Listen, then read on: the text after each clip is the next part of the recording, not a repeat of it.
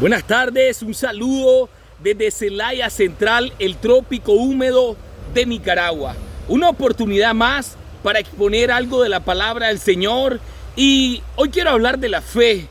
Esa fe que se construye en los días tenebrosos, en los días difíciles, donde parece que no va a haber una respuesta, donde hay demasiados obstáculos, donde la confianza, la certeza, la seguridad en la fidelidad del Señor es puesta a prueba y pasa por el fuego.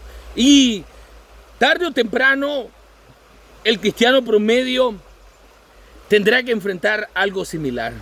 Tendrá que vivir algo de eso y eso servirá para aprender a confiar de manera más estable, más equilibrada en las promesas del Señor. Y entonces quiero utilizar de manera paralela algo que está en el Antiguo Testamento, que tiene conexión con algo del Nuevo Testamento. Y entonces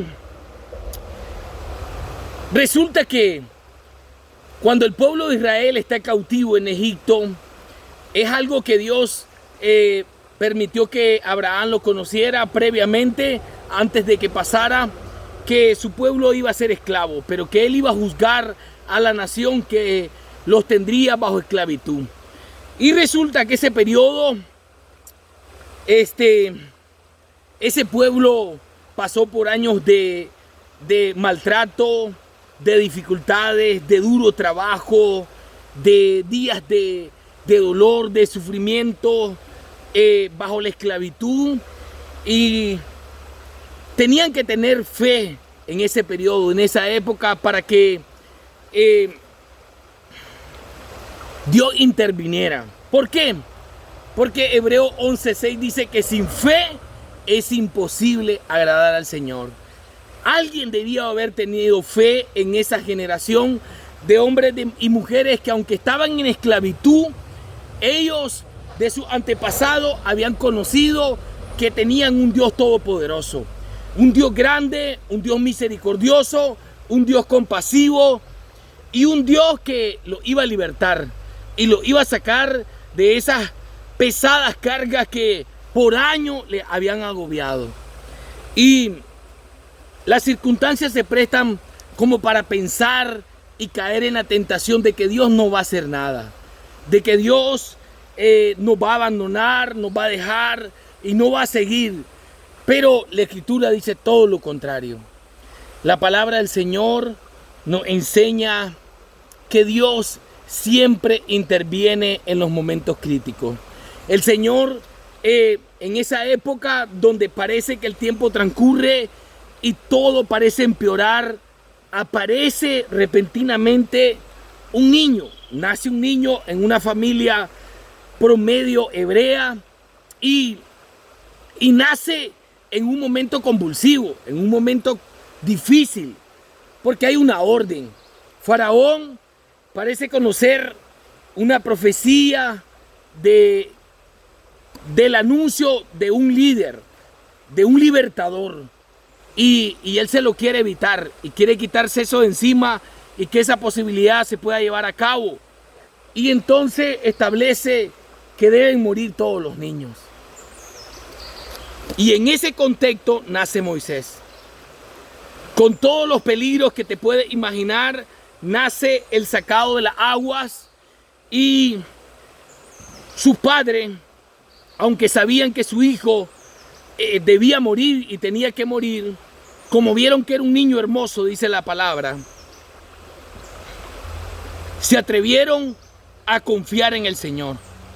Porque se necesita tener fe y confianza para ir a poner a las riberas de un río, el río Nilo, un río grande, caudaloso, poderoso, y dejarlo ir. No hay una mejor analogía para la fe que poner a tu hijo en un cesto, en un canasto, y confiar que todo va a estar bien. Y que el Señor va a usar esa fe atrevida, esa decisión, esa determinación, esa confianza, y va a glorificar su nombre. Y ya sabemos el resto de la historia. El río no mata a Moisés, el peligro no lo destruye, la esperanza de los judíos está en un cesto, yendo arrastrado por las aguas de un río poderoso, caudaloso, donde las posibilidades de sobrevivir para un bebé son mínimas o no hay. Y resulta que los mismos enemigos del pueblo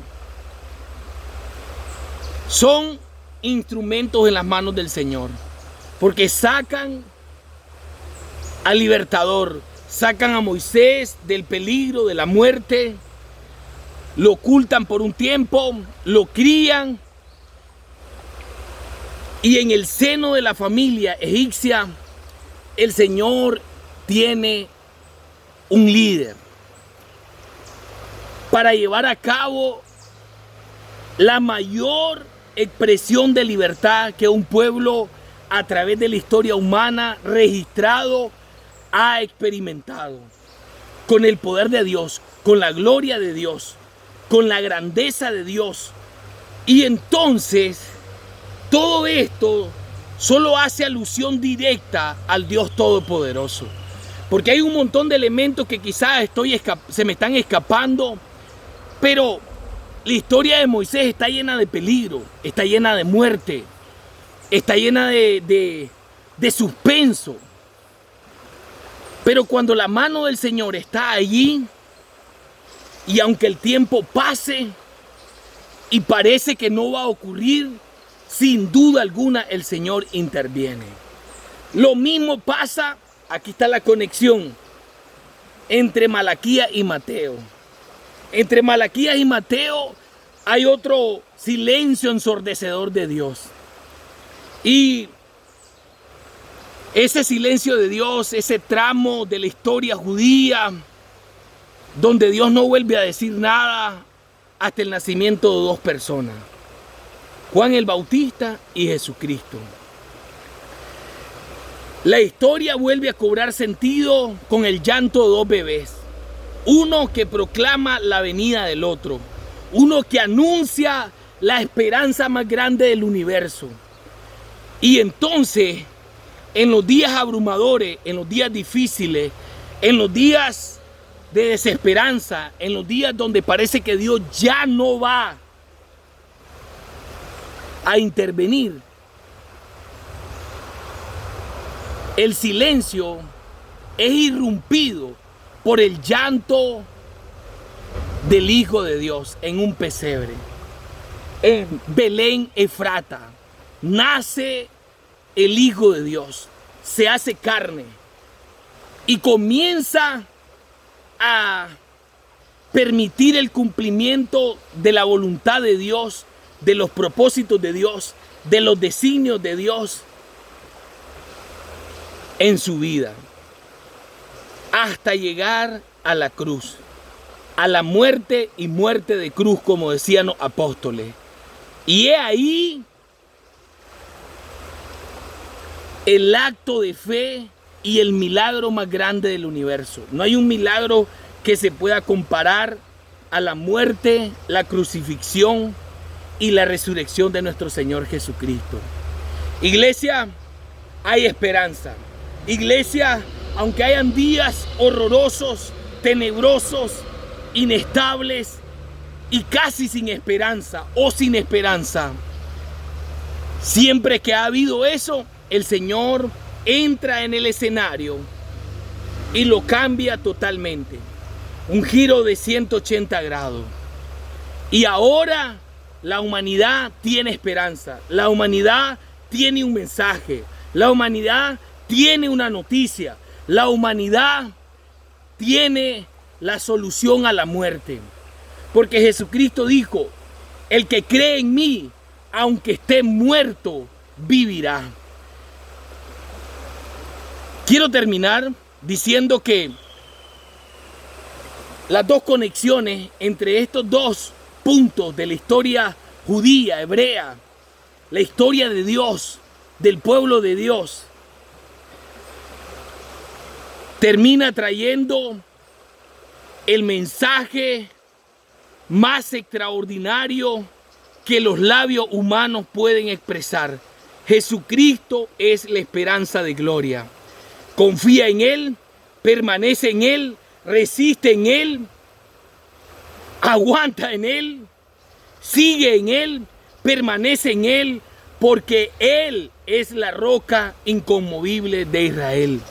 Y en esos días se construye una fe inamovible, una fe, una certeza, una seguridad de que Dios hará en nuestras vidas. Ya hizo lo más grande y lo imposible para el hombre, la salvación, a través de la vida, ministerio, muerte y resurrección de nuestro Señor Jesucristo. A Él, únicamente a Él, la gloria, la honra, el honor, la alabanza y todo el reconocimiento. Que el Señor les continúe bendiciendo.